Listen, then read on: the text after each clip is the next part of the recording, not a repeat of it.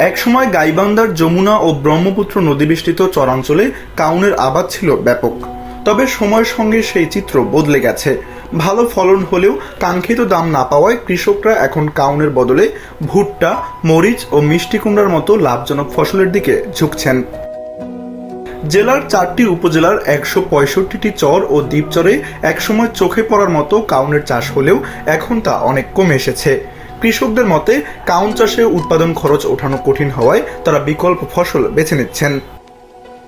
এ বিষয়ে ফুলছড়ি উপজেলার কৃষক রুবেল মিয়া জানান, আগে তারা কাউন চাষ করলেও এখন ভুট্টার আবাদ করছেন, কারণ এতে লাভ বেশি। জেলা কৃষি সম্প্রসারণ অধিদপ্তরের তথ্য অনুযায়ী চলতি বছর গাইবান্ধায় 115 হেক্টর জমিতে কাউনের আবাদ হয়েছে। এর মধ্যে ফুলছড়িতে 72 হেক্টর, সাগাটায় 34 হেক্টর, গাইবান্ধা সদরে 6 হেক্টর এবং সুন্দরগঞ্জে 3 হেক্টর জমিতে এ ফসল চাষ করা হয়েছে। জেলা কৃষি সম্প্রসারণ অধিদপ্তরের অতিরিক্ত উপপরিচালক মোহাম্মদ রোস্তম আলী জানান, চরাঞ্চলেই মূলত কাউনের চাষ হয়ে থাকে, কিন্তু উচ্চ ফলনশীল ও বেশি লাভজনক ফসলের কারণে কৃষকরা কাউন চাষ থেকে সরে যাচ্ছেন। তাই ভবিষ্যতের জন্য বীজ সংরক্ষণ ও চাষ অব্যাহত রাখতে কৃষকদের উৎসাহ দেওয়া হচ্ছে।